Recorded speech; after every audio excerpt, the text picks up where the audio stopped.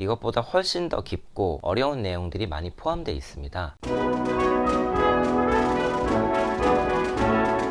안녕하십니까. 변집사TV의 손해배상과 보험 전문 변호사 한세영입니다. 얼마 전에 가해자에게 치료비 중에서 얼마만큼을 손해배상 청구할 수 있는지에 대해서 전원합의체 판결이 있었습니다. 이 전원합의체는요, 기존의 판결의 견해를 변경해야 될 때 재판을 하게 되는데요. 전원합의체 판결이 있게 되면 기존의 전원합의체 판결과 배치되는 내용의 판결들은 모두 그 내용이 변경되게 됩니다. 자, 오늘은 치료비와 관련해서 선고된 이 전원합의체 판결을 소개해 드릴까 합니다.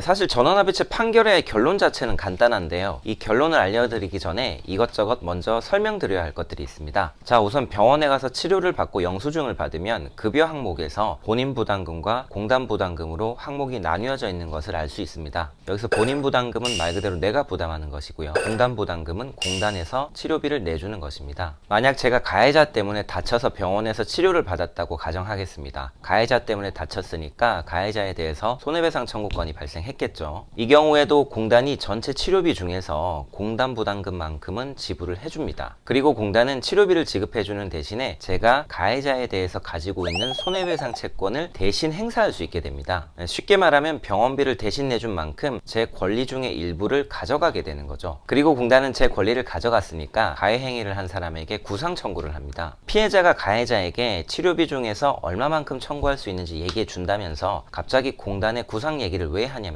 공단이 내 권리를 많이 가져가면 많이 가져갈수록 내가 피해자에게 청구할 수 있는 권리가 줄어들기 때문입니다. 결국 내가 얼마나 가해자에게 손해배상 청구를 할 수 있는지 알려면 먼저 공단이 가해자에게 얼만큼 구상 청구를 할 수 있는지 정해야 합니다. 네, 여기에 대해서 이전 판결들은 전체 손해액에서 내 과실을 제한 부분을 한도로 해서 공단이 지급한 공단 부담금 전체를 대위에서 행사할 수 있다고 했습니다. 네, 만약에 제가 가해자 때문에 병원 치료를 받았는데 전체 병원비가 1,000만 원이고, 그리고 본인 부담금 내가 내야 했던 비용이 400만 원, 그리고 공단에서 부담해준 비용이 600만 원이라고 가정하겠습니다. 그리고 이 사고에 있어서 제 과실이 20%라고 가정할게요. 이 기존의 판결에 따르면요, 전체 손해액인 병원비 1,000만 원에서 제 과실인 20%를 제한 800만 원, 이 800만 원을 한도로 해서 공단이 부담한 금액 600만 원 전체를 대위에서 청구할 수 있다고 했습니다. 공단이 부담한 600만 원이 제 과실을 적용한 전체 손해액 20% 적용한 800만 원보다 적기 때문에 600만 원 전체를 모두 다 대위에서 행사할 수 있다고 한 것이죠. 그리고 저는 전체 병원비 1,000만 원에서 제 과실을 20%를 뺀 800만 원에서 공단이 600만 원을 이미 가져가 버렸으니까 나머지 200만 원에 대해서만 가해자에게 손해배상 청구를 할 수 있게 됩니다. 이번에 전원합의체 판결은 이러한 방식이 잘못됐다는 것이죠.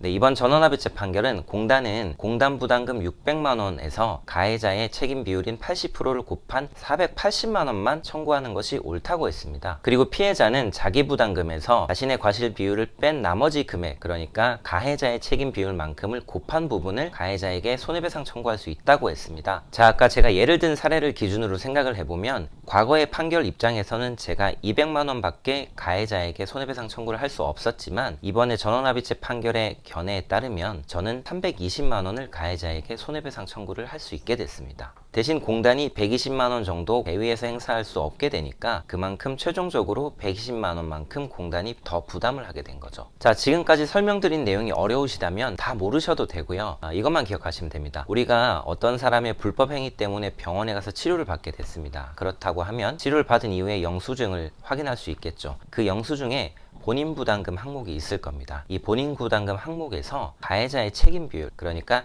가해자의 과실만큼을 곱한 금액, 그 금액을 가해자에게 손해배상 청구할 수 있다는 겁니다. 네, 오늘은 며칠 전에 선고됐던 전원합의체 판결에 대해서 설명드렸는데요. 사실 이 전원합의체 판결에는 이것보다 훨씬 더 깊고 어려운 내용들이 많이 포함되어 있습니다. 결국 취지를 요약해보면 건강보험공단이 조금 더 손해를 보고 피해자를 조금 더 보호해주자라는 것인 것 같습니다. 네, 오늘은 여기까지고요. 궁금하신 부분이 있다면 댓글로 남겨주시면 제가 최대한 답을 달아드리도록 하겠습니다. 변집사TV의 한세영 변호사였습니다. 감사합니다.